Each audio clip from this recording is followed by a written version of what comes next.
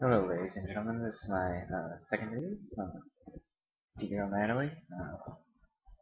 This video, I want to kind of talk about my plans, how I would like my transition to go, um, some ideas of what it's like being a transsexual at a Christian college, and also um, just in general what it's like and struggles I have to go through, and that now that you kind of have an understanding of my story.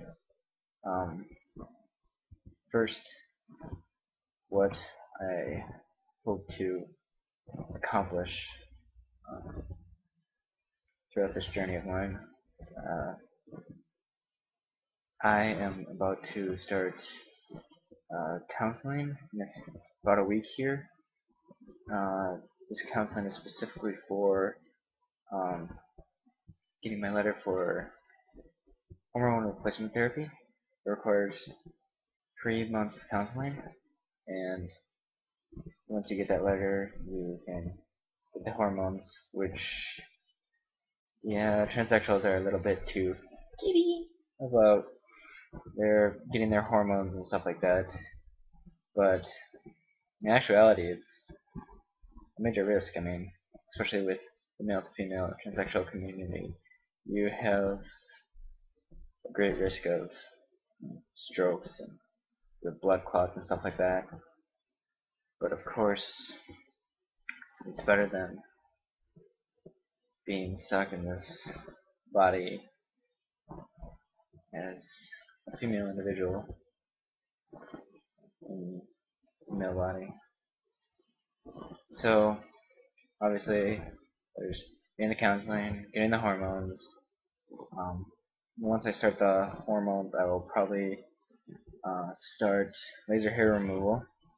Especially need it like in my chin and upper lip area because I haven't like always have a shadow there even after I shave and get a really close shave. And it's really obnoxious. And might possibly have something going on here. So I have absolutely no idea. Um, but so I need that. And I'll probably actually use a home laser hair removal kit so that if I ever need it in the future, and I don't have that way I won't have to go through the pain of electrolysis. Um, what else do I need? I'm hoping that while being on hormones and stuff like that, that everything will be somewhat okay with the school, and that I'll be able to keep my job, and that they'll actually let me somewhat transition. If I can become passable, they might actually let me be a female at work, although my school does not particularly like having a transsexual in this community.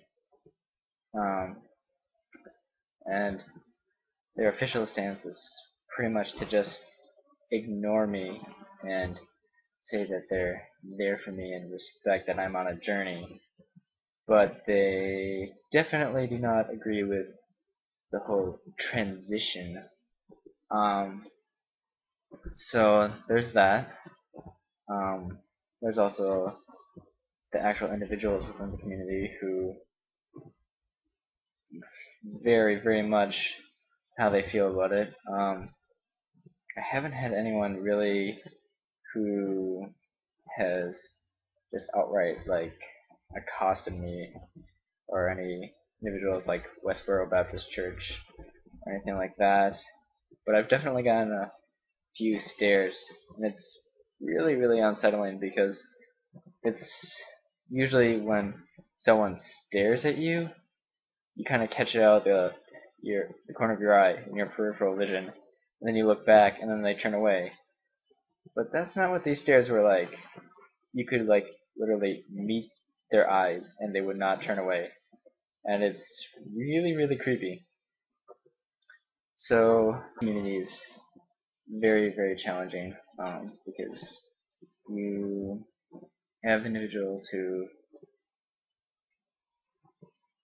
say they don't support your transition, but they support you, so you just kind of have this love this sinner, hate the sin thing, which no one really knows exactly how to live out, and I don't know exactly what it's supposed to look like. They don't know what it's supposed to look like, and you just kind of walk through the motions. And I have to admit that it's just not enough. I can't change their minds, and I don't want to give up my friends. At the same time, it's not enough. It's not enough. I need allies. I need people who will fight with me. People who realize that this is not something I chose. This is a horrible, horrible disadvantage that I have, that I'm gonna have to live with. That I will be fighting this for the rest of my life. Even after transition, there will always be the dichotomy of either living as a transexed female and being very open about that, or just flying under the radar, trying to live completely as a female. But given that full transsexual rights are not likely to come in my lifetime, it seems very important to me to be able to live as a transsex female even after complete transition, which I'm hoping can be pretty much right after college graduation, because I believe my insurance actually is one of the few that covers it. So it's hard to know exactly how to both live in the moment and plan for the future, and what I need to accomplish. And also, how I do these things with my LGBT friends, because LGBT is lumped together, but we are so different. And how exactly do you fight for rights in this weird lumped group that has such different needs? And then, while we talk about LGBT needs and we talk about our sufferings, we forget our intersexual brothers and sisters. I mean, they have it possibly even worse than the rest of us, and we completely forget about them. It's very, very sad. It's actually at a conference this past weekend in Denver about homosexuality in the evangelical church, and they kept saying LGBT, but they really did ignore the T, and they even said, was it LGBTQAI, or IA, but they definitely ignored the T and the I very much. And it's really hard to be on the margins of the margins, but we do have some commonalities. For example, one of the big current fights of the LGBT community is fighting against DOMA, and the way most of the laws are actually set up in the states themselves, if DOMA were to be repealed and